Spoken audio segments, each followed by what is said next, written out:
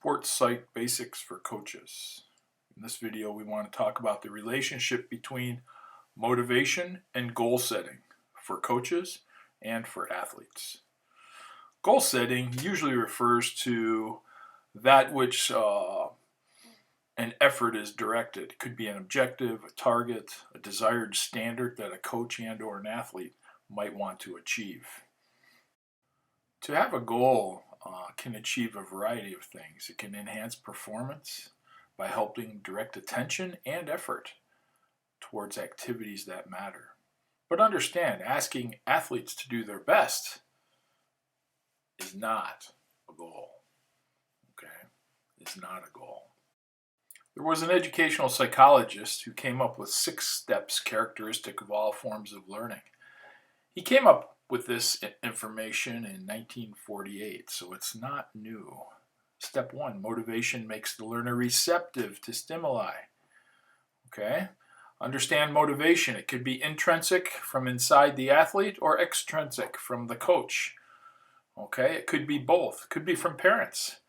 So motivation makes the learner receptive to stimuli, and then a goal becomes related to motivation. The question then becomes, whose motivation are we talking about? The athlete's motivation or the coach's? I would term it would be both. Okay? The key to this thing is tension arises. You need tension for learning. In today's world, they might say, we need a little stress for learning. Okay? Then the learner seeks a line of action. The learner fixes a line of action, comes to a conclusion of how they're going to reach the goal, and inappropriate behaviors are stopped. Understand the learner seeks and fixes. It's self-determined. Now, a coach might help them with self-determination, but typically the athlete's motivation, intrinsic motivation, will help them get where they want to go. Let's identify a couple other positive aspects of goal setting. Goals can have an energizing influence on the athlete. It can encourage planning activities and strategies. It encourages the athlete to think about what's going on and communicate with the coach. And of course, there's the mental toughness of persistence during times of adversity. The SMARTS acronym for goal setting is out there to help coaches who are interested in goal setting learn what goals might look like. They're specific, measurable, action-oriented, realistic, timely, and self-determined. It's my belief that goal setting is a learned behavior. Now, when we talk about self-determined or self-determination, it's best because self-determination goals simply are intrinsic. They're there because the athlete wants them to be there. Now, there's 3 basic types of goals that could be set. An outcome goal is a long-range goal. An outcome goal would identify the end product. And an outcome goal could be a performance goal. It could revolve around fitness training. It could revolve around skill development or tactical training. Okay? It's a long-range goal. A performance goal, on the other hand, performance goal is kind of a short-term goal, a short-range goal. It could be a performance goal for a day, a week of practice. It could be, again, an idea around fitness development. It could be an idea around skill development. It could be a tactical idea to make sure that you know some more than what you know. It should follow the SMARTS acronym.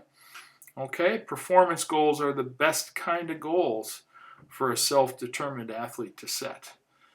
Coaches should be aware of this, and they should help the athletes set good performance goals. And I really like the process goal because the process goal just reinforces the performance goal.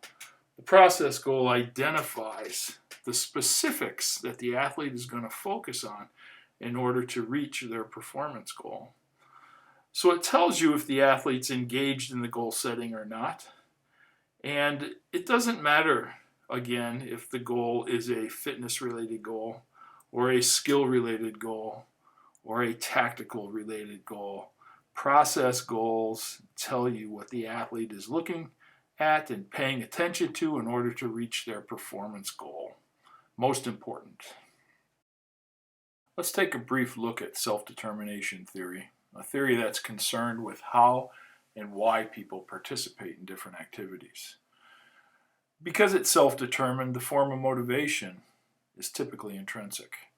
The idea being when a person's basic psychological needs are met, they are most likely to be intrinsically motivated. The three basic psychological needs according to self-determination theory are autonomy, competence, and relatedness. When these are met, they maximize the well-being, self-motivation, and social development of the individual.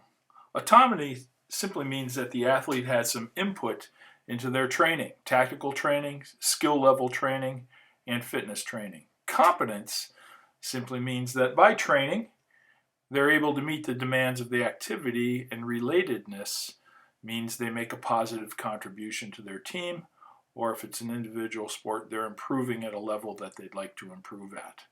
When a coach uses SDT and uses performance-based goal setting, the coach has a great chance to have a very positive coaching atmosphere for practices and for games.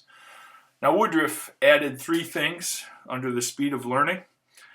Speed of learning, according to Woodruff, then, is based on or dependent upon the capabilities of the individual, the nature of the task, and the motivation of the individual. I would argue the motivation of the individual might be the most important. Here's the reference for Woodruff's 6 steps. Hope you enjoyed this video.